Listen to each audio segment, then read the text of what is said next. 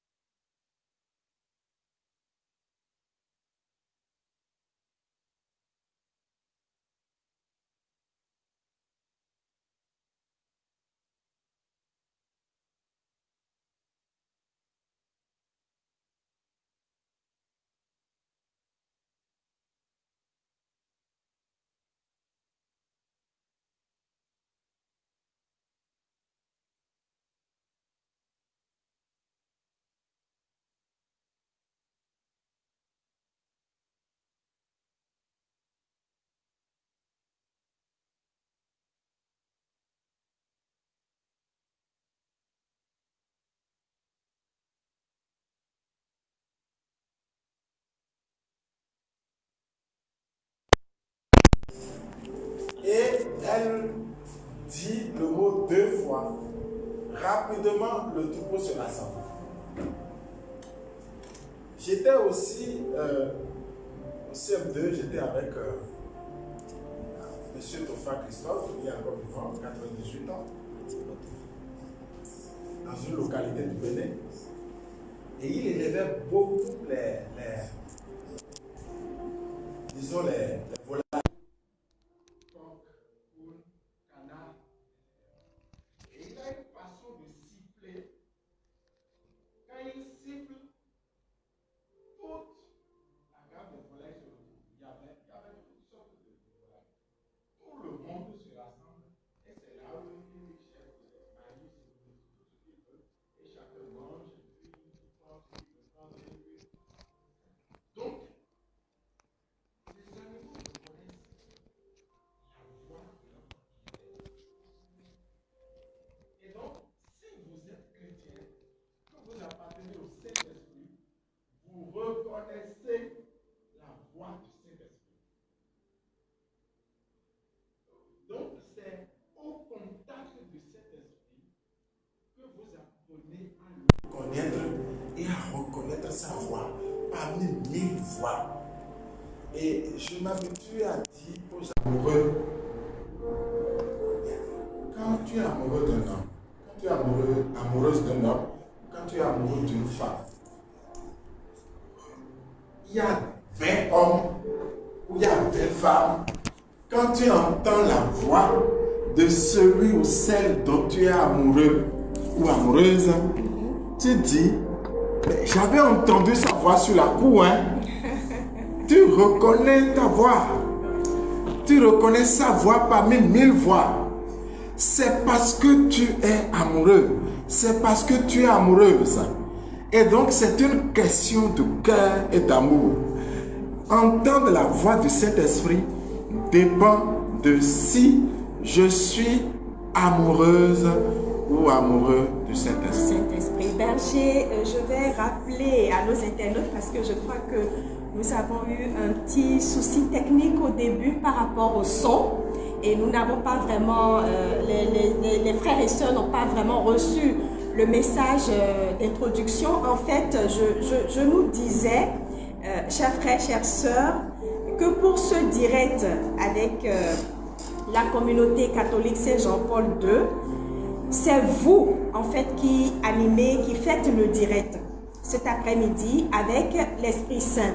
C'est votre rendez-vous avec le Saint-Esprit parce que nous avons longuement parlé tout au long du mois de novembre de la lettre pastorale de notre archevêque, Monseigneur Roger Mumbedi. Nous avons appris à connaître la personne de l'Esprit Saint. Et le vendredi dernier, nous avons parlé de la soif du Saint-Esprit. Nous avons donné l'exemple de la femme samaritaine, mais également de beaucoup d'autres personnages de la Bible. Et nous avons compris que nous ne pouvons rien faire justement sans le Saint-Esprit. Vous aviez commencé par poser des questions vendredi dernier, alors on s'est dit que ce vendredi, nous allons vraiment le consacrer à vos questions sur le Saint-Esprit. Donc nous allons vous demander de nous envoyer vos questions si vous avez des préoccupations sur le Saint-Esprit, sur votre relation avec le Saint-Esprit, votre expérience avec le Saint-Esprit.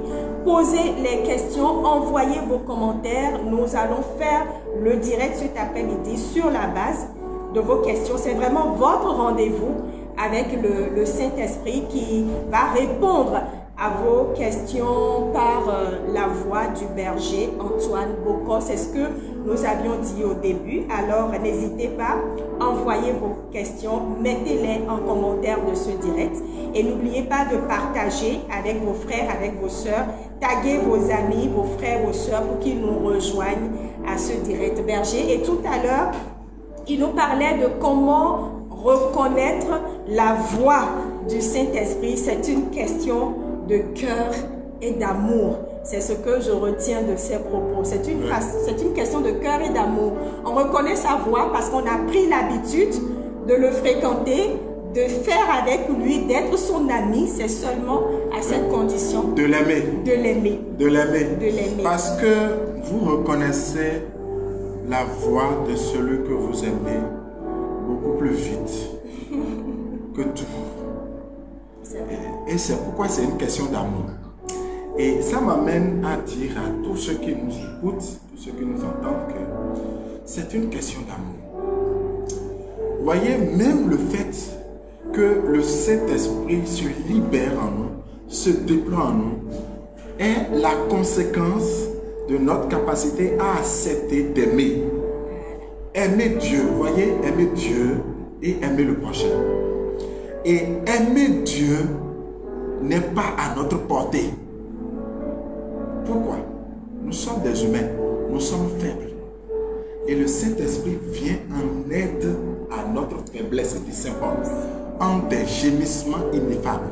Nos mots sont tellement pauvres, nos mots contiennent tellement de déchets que Saint Paul dit que nous ne savons pas prier. Le Saint-Esprit vient en aide à notre faiblesse en des gémissements ineffables. Et j'ai fait l'expérience de la prière en langue, du chant en langue. Et ce qui est extraordinaire, c'est que vous-même, vous ne comprenez pas ce que vous dites. Et c'est pourquoi certains qui sont très rationnels, mais ça les fait rire. Et quand tu conduis des personnes vers une rencontre avec le Saint-Esprit, ce qu'on appelle le baptême du Saint-Esprit, et ils disent, mais je veux tout. Mais franchement, cet aspect-là, ça paraît ridicule, mais parce que quand ils voient les gens, ils disent, mais c'est quoi cette histoire? Ça nous infantilise. Évidemment, c'est l'enfant qui crie vers son père. Donc c'est une question de cœur. Et tant qu'on ne va pas comprendre ça, on ne pourra pas s'ouvrir. Et ces personnes-là, généralement, quand vient le moment, quand ils se mettent à prier ou à chanter en langue, ils ne s'arrêtent plus. Le cardinal Raniero Cantalamessa, prédicateur de la maison pontificale, a fait la même expérience en tant que grand historien. Il a fait une thèse en histoire, etc., histoire contemporaine. Il a fait plusieurs doctorats. Et il disait, mais c'est pas possible cette histoire. Mais le jour où le Saint-Esprit lui a dit, mais veux-tu me laisser ta vie? Et quand il a dit oui, à une prière qu'il faisait seul dans sa chambre, il s'est mis à prier en langue. Il voulait arrêter, il n'arrivait pas à arrêter. Certains même sont en train de prier en langue, de chanter en langue, en bavant. Ils veulent arrêter, ils n'arrêtent pas. Ils se mettent à rire comme s'ils étaient bêtes, mais ils n'étaient pas bêtes. Ce qu'on appelle le rire prophétique, etc., etc. C'est à ce niveau-là que vous savez reconnaître le clin d'œil du Saint-Esprit. Et je me rappelle avoir dit que le Saint-Esprit vous parle par l'inspiration. Le Saint-Esprit vous inspire quelque chose. C'est le premier aspect. Le Saint-Esprit vous pousse à faire quelque chose, c'est la motion. Donc il y a l'inspiration et la motion. On dit, Jésus rempli du Saint-Esprit a été conduit au désert par le Saint-Esprit. Donc après le baptême de Jésus, le Saint-Esprit l'a conduit au désert. Donc il a été poussé au désert. Et je vais vous dire une chose qui vous permet de reconnaître le Saint-Esprit. C'est que le Saint-Esprit ne fait jamais des choses qui vous confortent. Le Saint-Esprit vous pousse dans votre dernier retranchement à dépasser vos limites. Et le Saint-Esprit vous convainc de pécher. Ça veut dire que si vous êtes dans une zone de confort, si ça vous semble être à l'aise, vérifiez si c'est le Saint-Esprit. Quand le Saint-Esprit vous demande quelque chose, c'est toujours dur. Votre chair n'accepte pas. Et donc vous souffrez.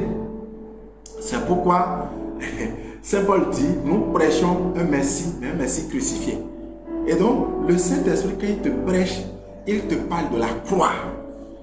Il t'amène à porter la croix. Seul le Saint-Esprit peut pousser Jésus à aller à la croix. Si Jésus voulait le confort, parce que beaucoup de personnes se trompent, disent, mais si j'ai le Saint-Esprit, je dois être dans mon confort. Non, c'est, tu es heureux avec la croix. Il y a un contraste entre la paix que tu ressens intérieurement et ce que tu vis. Tu vis quelque chose de dur, mais tu es en paix intérieurement. Ça, c'est le Saint-Esprit. Mais si le Saint-Esprit ne vient pas te parler de tes péchés, mais te parle que des péchés des autres, il faut te demander si c'est le Saint-Esprit. Voilà. Ça fait des éléments qui te permettent de reconnaître le Saint-Esprit. Le Saint-Esprit, par exemple, ne va jamais te dire tu as raison. Le Saint-Esprit va te convaincre de tes propres erreurs. Même s'il y a les erreurs des autres, le Saint-Esprit te convainc de tes propres erreurs, de ce que tu n'as pas bien fait, de ce que tu as besoin de t'améliorer, de ce que tu as besoin de faire encore d'efforts. C'est le Saint-Esprit qui va te dire, va encore plus loin. Le Saint-Esprit va te dire, pardonne. Le Saint-Esprit ne te dira jamais, garde rancune. Le Saint-Esprit ne te dira, maudis-le.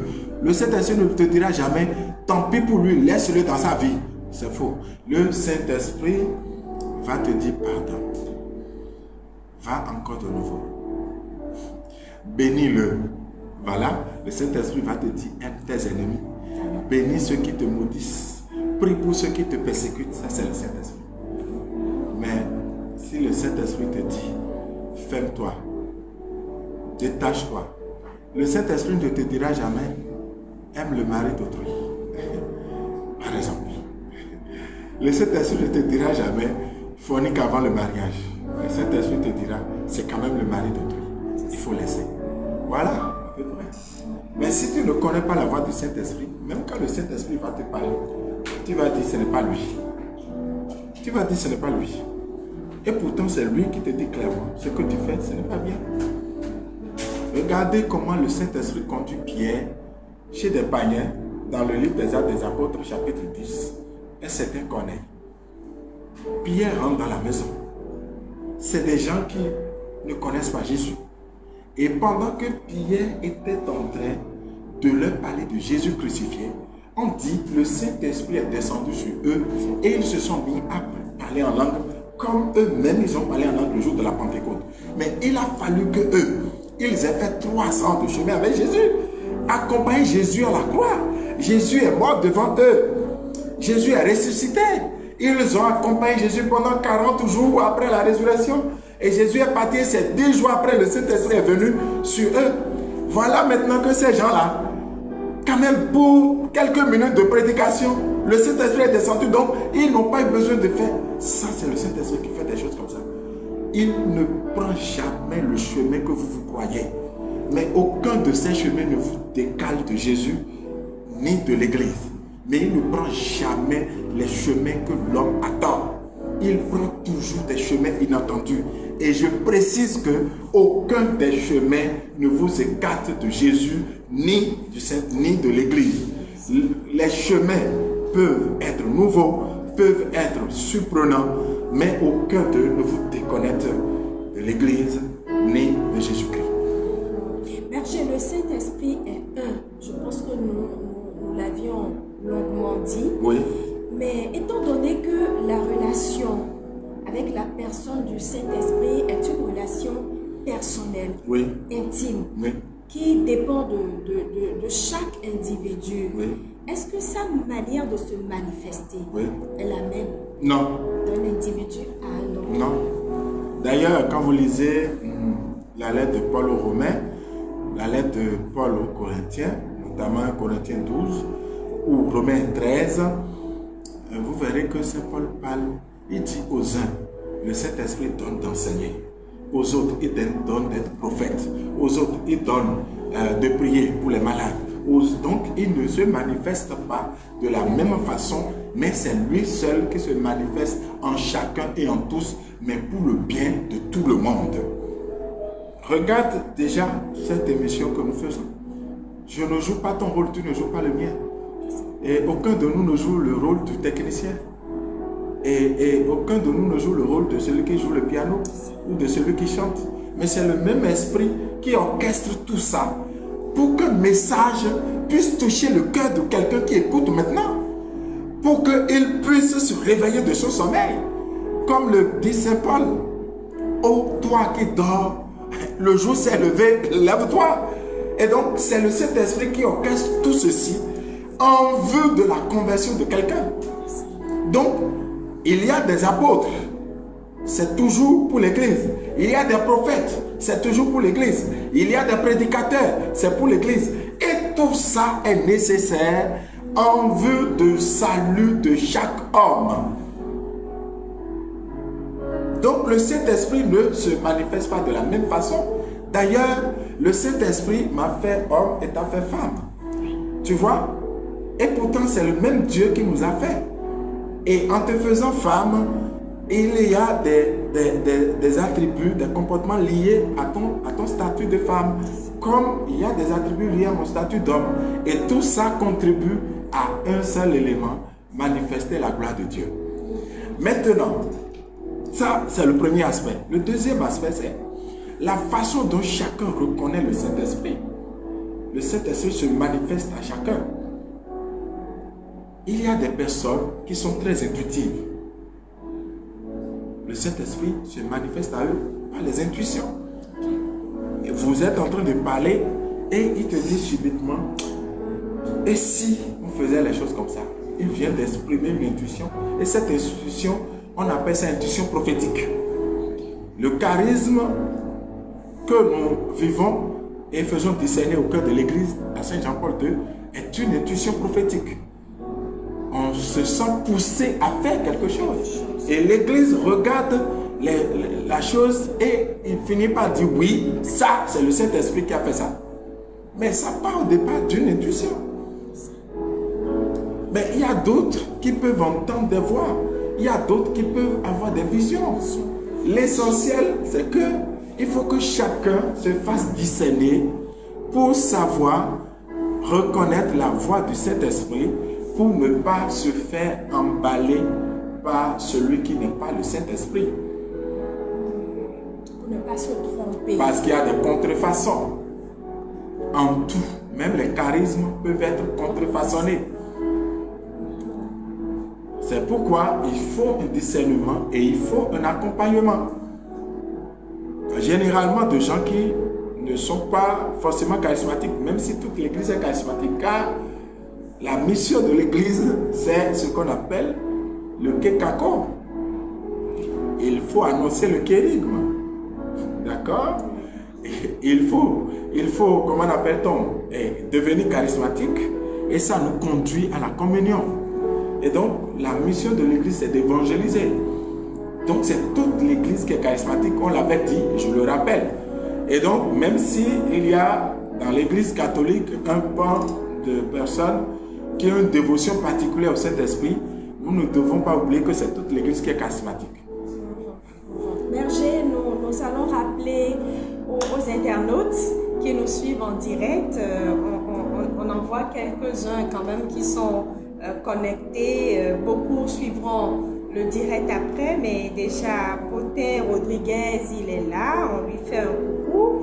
Il y a Pekomes Mounagnon à Guégué qui nous suit également, qui est en direct, Élisée Zolico, il y a Abel Danon, Nadine Tanqueux, on leur fait un coucou et puis on leur dit, on leur rappelle que c'est eux qui font le direct et donc s'ils ont des préoccupations, des questions, ils n'ont qu'à nous les envoyer en commentaire pour que le berger puisse, du fait du Saint-Esprit, rempli du Saint-Esprit, apporter des réponses à leurs préoccupations. Ouais. Alors, berger, je pense qu'on peut, après avoir parlé tout le mois de novembre de l'Esprit Saint, essayer de voir comment est-ce qu'il nous est utile, c'est ça, parce qu'on ne peut rien faire sans lui dans différents contextes, dans le contexte familial, dans le contexte professionnel, dans le contexte social, parce que je vois que ce sont toutes ces dimensions-là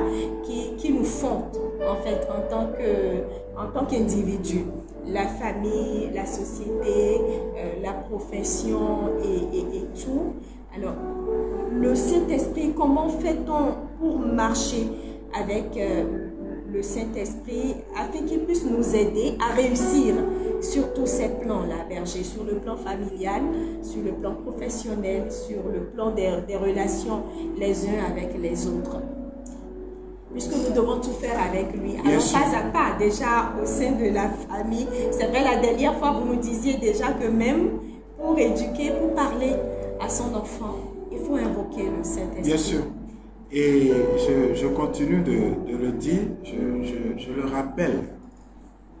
Le gros problème, ce n'est pas que le Saint-Esprit vienne à nous ou agisse en nous. Ça ne pose aucun problème parce que le Saint-Esprit est Dieu. Et il est amour. Et donc, il a les attributs de Dieu. C'est-à-dire qu'il est omniscient, c'est-à-dire il sait tout. Il est omnipotent, il peut tout. Et il est omniprésent, il est partout. C'est les attributs de Dieu. Il n'y a que Dieu qui a ses attributs. Même le diable n'a pas ses attributs. C'est pourquoi le diable n'est pas un autre Dieu.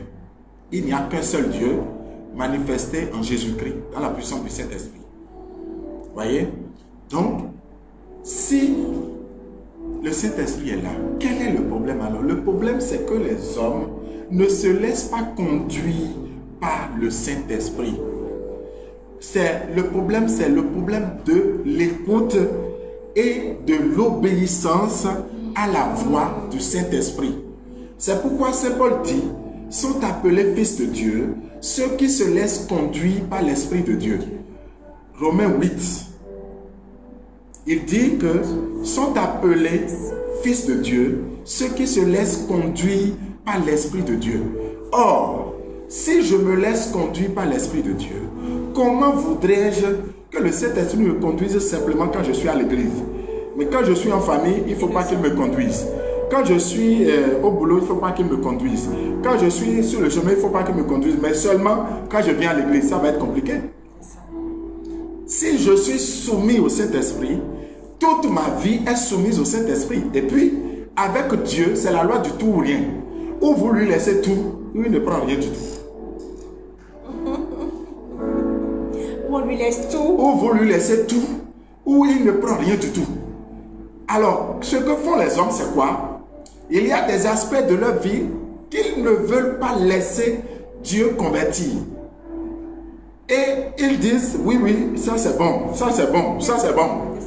Mais il y a un aspect de leur vie, ils refusent systématiquement à Dieu. Ils mettent même un panneau de sens interdit à Dieu. Ils disent, Seigneur, c'est comme s'ils ont construit une maison de plusieurs chambres et ils mettent une clé sur une chambre pour dire, Seigneur, tu peux rester partout dans la maison, mais la chambre que voici, je souhaite que tu n'entres pas ici.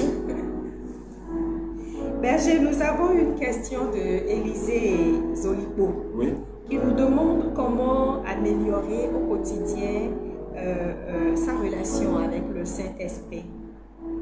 Comment on améliore? On suppose qu'on a déjà une certaine relation, une certaine intimité avec le Saint-Esprit, mais comme vous avez dit que c'est une affaire de cœur et d'amour, donc il faut entretenir quand même au quotidien la flamme. Comment on fait ça? Je dis merci améliorer. à Élisée. Oui. Et je voudrais lui dire que quand vous rencontrez quelqu'un que vous appréciez, qu'est-ce que vous faites? Vous fréquentez la personne. Vous allez souvent chez la personne, vous appelez la personne. Et c'est comme ça que vos relations deviennent des relations plus profondes, plus intimes, etc. Alors regardez tous les couples qui se font, ils font des enfants. Ça commence un jour par une rencontre. Mais après, c'est qu'on se fréquente. Et au fur et à mesure de la fréquentation, l'intimité commence à naître, se pousse, etc. Ce n'est pas le premier jour qu'on s'est vu qu'on devient amis. C'est pas vrai. Parce qu'on ne se connaît pas. Et l'amitié est liée au fait qu'on commence à s'ouvrir l'un à l'autre. On commence pas à se dire les secrets l'un à l'autre. Et donc, quand vous rencontrez le Saint-Esprit, vous commencez à le fréquenter et vous commencez à le prier. Vous commencez à avoir des pensées envers lui et vous commencez à lui adresser des paroles. Et lui aussi, vous commencez à vous répondre. Et votre intimité s'approfondit. Et vous commencez à lui dire des choses. Et lui aussi commence à vous dire des choses. Jésus dit aux apôtres qu'il y a beaucoup de choses que vous ne pouvez pas encore supporter. Il faut que le Saint-Esprit vienne d'abord, sinon vous ne pouvez pas. Voyez, regardez tout ce que Saint Paul a pu dire de Jésus, alors qu'il n'a jamais rencontré Jésus physiquement. Il n'a jamais écouté l'enseignement de Jésus directement. C'est les Pierre et autres qui ont vécu avec Jésus. Mais Paul, lui, a fait la rencontre de Jésus alors que Jésus était déjà reparti. Et pourtant, regardez tout ce qu'il dit du mystère de la foi. Tout ce qu'il explique de l'Eucharistie, il n'était pas là le jeudi soir. Quand Jésus instituait l'Eucharistie. Mais le Saint-Esprit le lui a enseigné. D'ailleurs, sans le Saint-Esprit, personne ne peut connaître profondément Dieu. C'est pas possible. Et donc, c'est pourquoi qu'il faut fréquenter le Saint-Esprit. Il faut quitter la magie, la mentalité magico-sorcière qui veut qu'on récite des formules, des prières particulières pour que, abracadabra, des choses arrivent.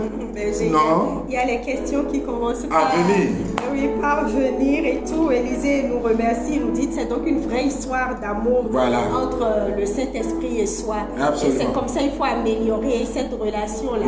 Oui. C'est tellement plus il s'agit d'une relation d'amour. Et avec le temps, on sait ce qu'il ne faut pas faire pour contrister le Saint-Esprit. Un jeune homme, si c'est un jeune homme, j'imagine un jeune homme, il rencontre une femme un jour et la femme l'impressionne. Il commence à dire, mais tu connais cette femme? Est-ce que tu sais où elle habite? Tu connais son nom? Tu connais la madame vraiment? Est-ce que je peux avoir votre contact? Vous commencez à écrire. Voilà, faites la même chose avec le Saint-Esprit. Après, on se connaît. On se connaît. Et puis, ça y est. On fait les choses qu'on aime. Voilà, on commence à s'inviter. C'est un peu ça. Un peu ça. Alors, Abel nous demande, Berger, comment on peut découvrir qu'on a un don du Saint-Esprit? Comment on peut prendre conscience du don? Je vais vous raconter comment j'ai su que le Seigneur m'appelait à prier pour les malades. Je venais de recevoir l'effusion, même avant, pendant que je faisais le cheminement. Et quand je vais à la messe, je portais en moi, du début de la messe jusqu'à la fin de la messe, des douleurs. Je ne comprenais pas. Des mal ici, des difficultés, des douleurs dans le bras, dans le pied, à l'œil, à la tête. Je ne comprends pas. Mais je n'avais rien. Bizarrement, après la messe, quelque temps après, après la fin de la messe, je n'avais rien. Alors, je disais à mon accompagnateur d'alors, mais il ne comprend pas pourquoi au cœur de la messe. Et il me dit, c'est de la compassion.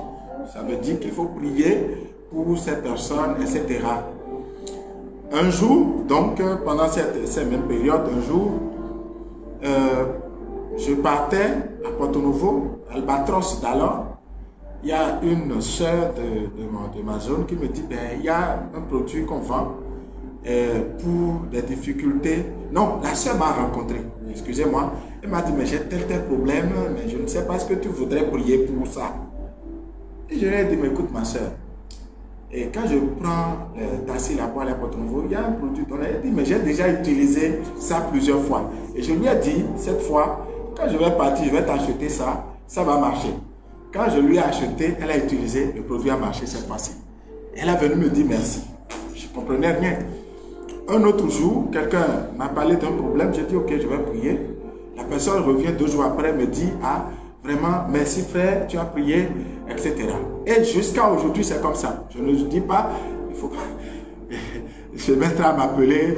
Non, c'est pas ça. Mais il semble que je n'avais rien dit, je n'exerçais encore rien, je n'ai même jamais enseigné encore. Quand ça s'est passé comme ça, et c'est après que les gens disent, non, c'est comme ça que se manifeste l'appel à prier pour les malades. Voilà, un jour, une soeur m'a rencontré dans la cour de Saint-Michel et m'a dit, mais j'ai un problème de peau, je ne sais pas, vraiment, ça me crée des problèmes, je ne peux pas porter des mini-jupes comme les femmes aiment porter, parce que j'ai honte de mes pieds, etc., etc. Et puis j'ai eu l'intuition de dire, écoute ça, si tu as prié et tu penses que Dieu ne t'a pas écouté, achète de l'huile d'olive, fais bénir par un prêtre catholique romain, et puis passe ça sur le pied, et puis moi j'ai oublié, je suis parti. Une semaine après, la sœur me voit sur la couille, sautant mon cou, dit vraiment, c'est un ange, regarde mon pied, tout est nickel, effectivement, toutes les taches ont disparu, etc. Donc, c'est là, vous sentez qu'il y a un don. Ce n'est pas vous qui allez chercher. Ensuite, un jour, la prédication, et j'étais président des étudiants catholiques du Bénin, Emmaüs, et on avait programmé quelqu'un pour donner un enseignement à la communauté. Et la personne nous a rassurés jusqu'au dernier moment. Et la personne n'est plus venue. Et je n'avais pas d'autre choix, je devais donner moi-même l'enseignement. J'ai préparé l'enseignement en 1 heure et je suis venu donner. À la fin, tous les frères de la communauté commencent à dire, mais c'est pas possible, tu savais enseigner comme ça et tu n'enseignes jamais, mais enseigne-nous. Alors, j'étais au renouveau du campus. on a voulu faire les cheminements. Quelques jours après, on m'a donné le premier séminaire. Et quand j'ai donné le premier séminaire, Dieu, notre Père nous aime personnellement, ça a été tollé général. Mais qu'est-ce qui s'est passé? Ce frère était où? Et on ne le connaît pas, mais c'est pas possible, c'était extraordinaire. Et au bilan, au bout des 8 enseignements, tout le monde disait, c'est le premier enseignement. Comme ça, le berger d'alors, quand il fallait recruter des gens au niveau du diocèse, m'a fait postuler, je suis allé enseigner, on m'a recruté pour enseigner au niveau du diocèse, et puis j'ai commencé à enseigner au niveau national, etc. Donc, ce n'est pas vous qui commencez à reconnaître que vous avez telle grâce, c'est les frères qui, dans des circonstances créées par Dieu lui-même, vous voient exercer et reconnaissent en vous le don de Dieu. Il demande, berger, est-ce qu'il y a une différence? Abel demande, Abel Danon, est-ce qu'il y a une différence entre le don et le talent? Oui, il y a bel et bien une différence, sauf que le don charismatique peut reposer sur le talent. C'est pourquoi c'est souvent explosif. Celui qui est enseignant de carrière, quand il reçoit le charisme d'enseignement, c'est plus flamboyant que celui qui n'était pas enseignant au départ et qui reçoit un don. Celui qui avait, imaginé par exemple, un artiste naturel qui avait déjà un talent de chanter, de faire des albums, dès qu'il recevra un charisme de chant sur ce talent, vous verrez que ça va être plus brillant, plus explosif. Donc, il y a une différence. D'accord. On salue Sandrine Abalo qui nous suit également et qui nous demande qu'est-ce qui explique le fait qu'on s'endorme tout le temps au Saint-Sacrement après avoir invoqué le Saint-Esprit. Il y a plusieurs hypothèses.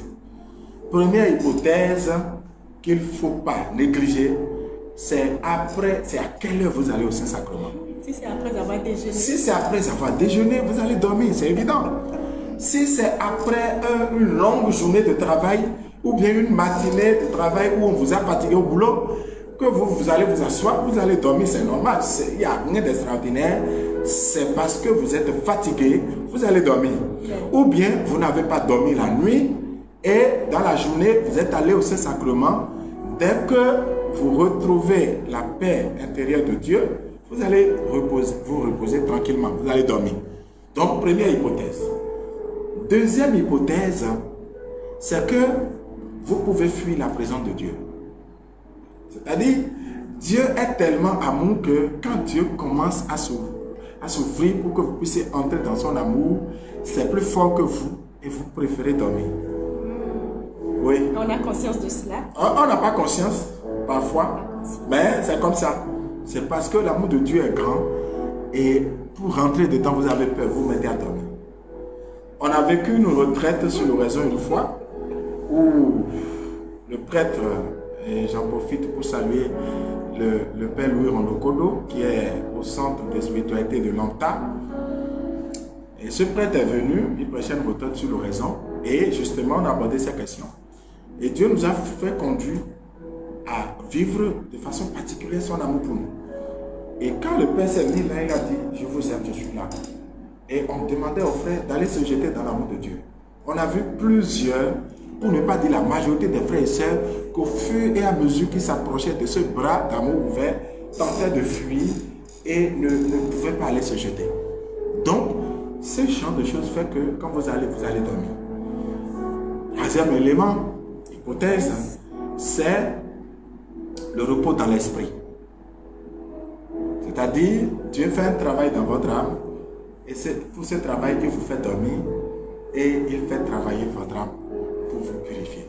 Donc, pour savoir de quel côté il s'agit, commencez par éliminer, par exemple, aller au Saint-Sacrement quand vous êtes frais pour voir si vous allez dormir. Ça veut dire que vous vous reposez 1 heure, 2 heures de sommeil, vous vous levez, vous allez au Saint-Sacrement pour voir si vous allez dormir. Ensuite, si vous dormez encore malgré ça, vous cherchez à voir maintenant, est-ce que vous n'avez pas de blessures intérieures qui font que vous avez peur de vous laisser aimer parce que vous aviez déjà aimé plusieurs fois et votre attente a été déçue. Et ici, vous n'arrivez pas à faire la distinction entre cet amour de Dieu et les faux amours dont vous avez été victime. Et en troisième élément, si cela est éliminé, réjouissez-vous parce que le Seigneur vient vous rencontrer. Alléluia. Puisque nous parlons du Saint-Sacrement, en attendant de recevoir d'autres questions, vous pouvez nous envoyer des questions. Justement, Abel nous remercie pour les clarifications. Et il demande si chanter en langue signifie déjà que nous avons le Saint-Esprit en nous. Est-ce que c'est d'office? Mais je crois que vous aviez dit tout à l'heure que ça peut ne pas être le cas, puisqu'il y a des... Non. Si les charismes de langue, c'est le Saint-Esprit. En fait, dans la réalité, ce n'est pas l'homme qui chante en langue, c'est le Saint-Esprit qui chante en lui. Saint Paul a clairement dit, le Saint-Esprit vient en aide à nos faiblesses en des gémissements ineffables. Donc c'est le Saint-Esprit qui prie en nous. Mais ce qu'il faut savoir, ce n'est pas parce que je prie en langue que je suis saint. Je prie en langue, d'accord, mais au moment où le Saint-Esprit me pousse à aimer les frères, à ne pas voler l'État, à ne pas faire ceci, je ne lui obéis pas. Du coup, on peut prier en langue et être un mauvais citoyen, un mauvais chrétien. C'est ça. On peut même être un prédicateur et être un mauvais chrétien et un mauvais citoyen parce qu'on ne laisse pas le Saint-Esprit transformer nos caractères pour former le caractère de Christ en nous. Berger, tout à l'heure, nous faisions la différence entre le don et le talent. Oui. Il y a Hervé Aïwala qui nous demande maintenant s'il y a une différence entre le don et le charisme. Non, le charisme est un don. C'est un don. C'est un don. C'est des mots. Quand on parle du charisme, on parle du don. D'ailleurs, pour définir charisme, on dit que c'est le don gratuit du Saint-Esprit pour l'exercice, pour le service des frères. C'est ça le charisme. D'accord. On fait un clin d'œil à la sœur Berthe. On lui dit qu'on a bien reçu son commentaire parce qu'elle parle également de la question d'amour, mais à la différence qu'ici, entre le Saint-Esprit et vous, c'est différent parce qu'on ne voit pas notre amoureux. Oui, et c'est là où intervient la foi. C'est là où intervient la foi. C'est là où intervient la foi. Et Jésus disait à Thomas, parce que tu as vu, tu crois.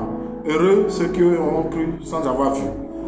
C'est la question de foi. C'est pourquoi quand vous vous mettez en prière, s'il vous plaît, commencez à confesser la présence de Dieu. Seigneur, je crois que tu es là. Dès que vous avez fait votre signe de croix, en tant que catholique, je sais que d'autres religions ne font pas de signe de croix, mais nous les catholiques nous faisons. Commencez à proclamer, Seigneur, je sais que tu es là. Et après ça, bénissez le Saint-Esprit, louez le Saint-Esprit pour que lui puisse prendre l'espace. Là, vous êtes sûr que pendant un bon moment, aucun autre esprit ne manipule votre prière. C'est pourquoi on a toujours besoin au début de chaque prière d'invoquer longuement le Saint-Esprit. Pour qu'il nous conduise. Pour qu'il nous conduise. Dans la prière. Voilà. Les questions, nous sommes là pour les recevoir et pour y apporter des réponses avec le berger Antoine Bocon, le berger de la communauté catholique Saint-Jean-Paul II. C'est notre direct de tous les vendredis et dans quelques minutes, ce sera fini. Berger, tout le mois, nous avons parlé du Saint-Esprit parce que nous avons été amenés à parler du Saint-Esprit partant de la lettre pastorale de l'archevêque, notre Monseigneur Roger Moubedji. Voilà, Roger Moubedji. Et certainement qu'à partir de décembre, il sera question d'autres sujets sur ce direct pour faire la synthèse, Berger, et surtout pour nous faire vos dernières recommandations concernant le Saint-Esprit. Qu'est-ce qu'on peut retenir de façon définitive? Ce dont ce monde a soif et dont il n'est pas au courant, c'est la soif du Saint-Esprit. Ce que recherche ce monde, ce que recherchent les hommes de ce temps, et dont eux-mêmes ne sont pas au courant, c'est la personne du Saint-Esprit. C'est l'amour que donne le Saint-Esprit. C'est la paix que donne le Saint-Esprit. C'est la joie que donne le Saint-Esprit.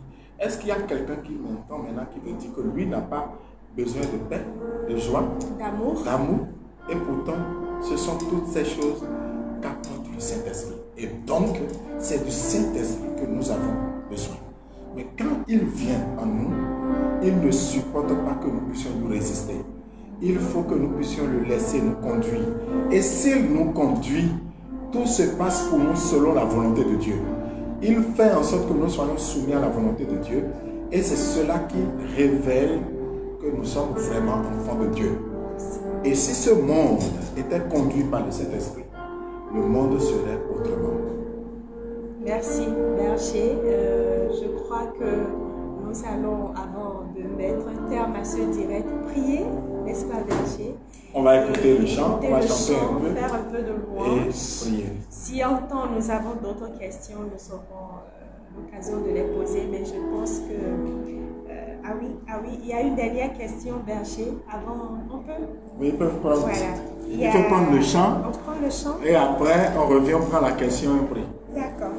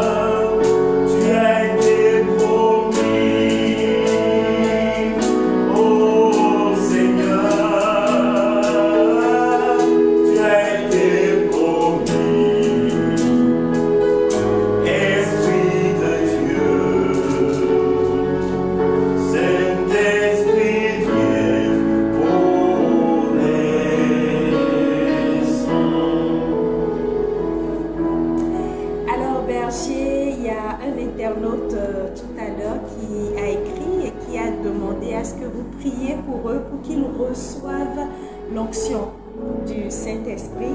Et en temps, il y a une autre question. Peut-on dire que le charisme se reconnaît aux différentes sollicitations? Ah, il faut faire attention. Il dit, ces sollicitations révèlent.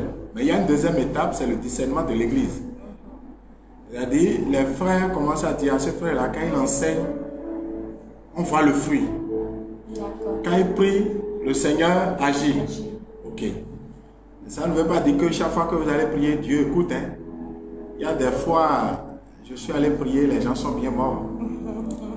Ça veut dire que Dieu ne voulait pas guérir ces personnes.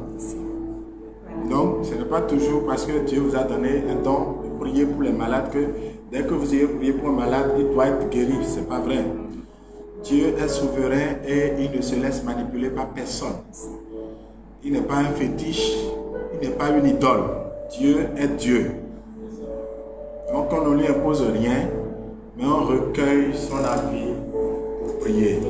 Il y a même des fois, je suis allé prier et j'ai demandé Dieu, je dis quoi ici? Dieu me dit, commence à demander le repos de l'âme. Je dis quoi? Dieu dit, de toute façon, voilà ce que tu fais.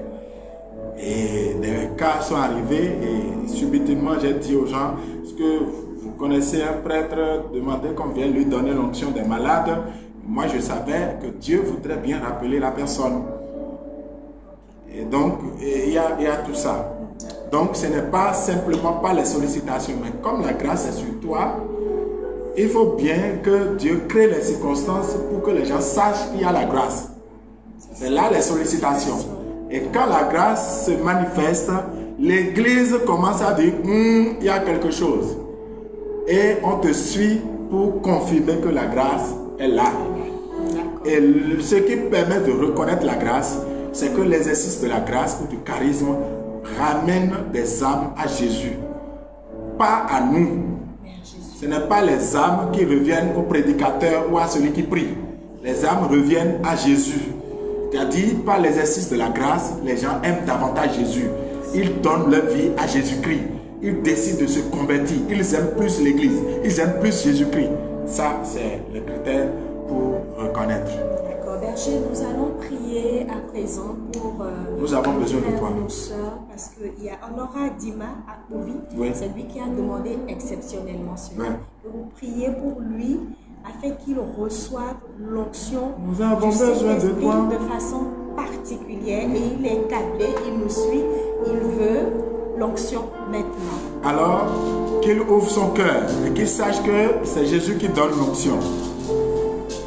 Ce que nous on fait avec lui, c'est de demander à Jésus, demander au Père par Jésus, de donner l'onction à tous ceux qui écoutent et qui ouvrent leur cœur, leur vie, qui veulent vivre sous la conduite du Saint-Esprit, qui veulent être conduits par le Saint-Esprit pour aimer Dieu davantage, pour aimer les frères et surtout servir Dieu à travers les frères. Amen. Alors qu'ils chantent avec le cœur. Nous avons besoin de toi. Nous avons besoin de toi. Les éternels ont besoin de toi, Saint-Esprit. Nous avons besoin de toi. Ma famille a besoin de toi. Nous avons besoin de Les toi. prédicateurs ont besoin de toi. Nous avons besoin de Oui, ton Église a besoin de toi, Esprit de Dieu. Nous avons besoin de toi. Oh oui, viens. Oh oui, viens. Oh oui, viens. Oh oui, viens. Oh oui, viens. Nous avons besoin de toi.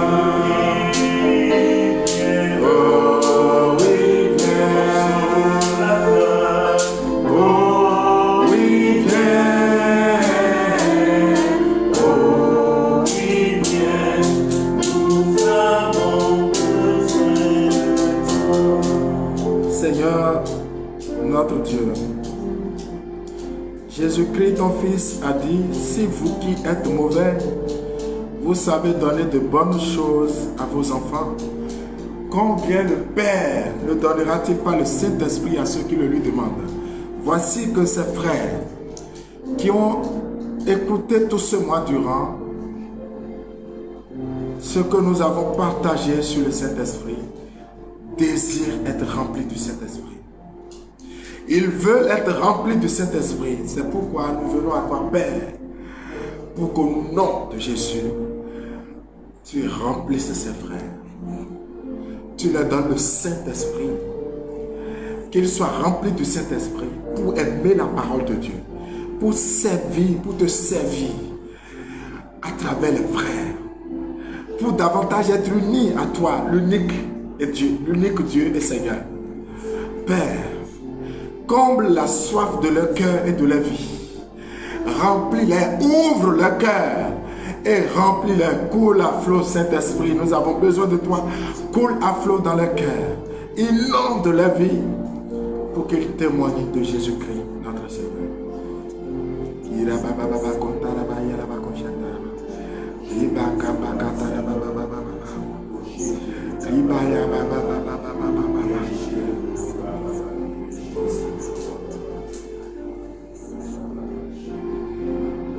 Amen. Amen. Que Dieu vous bénisse. Amen. Que Dieu vous bénisse. Merci, berger. Merci à toute l'équipe. Voilà, chers frères et sœurs en Christ. Vous savez que vous devez prendre dorénavant le rendez-vous de tous les directs, de tous les vendredis avec la communauté catholique Saint-Jean-Paul II. Vous comprenez également qu'en direct, vous pouvez poser des questions, vous pouvez poser, partager des préoccupations, des situations qui vous touchent. Et l'interlocuteur, l'invité, rempli de l'Esprit Saint, pourra apporter des réponses à ces préoccupations. Merci à vous tous, à vous toutes qui étiez avec nous dans ce direct ce vendredi. On va dire à vendredi prochain, berger, on va vous souhaiter un bon week-end. Déjà, Demeurer dans la paix, dans la joie du Christ. Et surtout à mardi prochain. Et voilà pour l'Assemblée. Le ministère du mardi. Voilà. Avant vendredi. Merci. Et Soyez bénis, demeurez soyez bénis. À bientôt.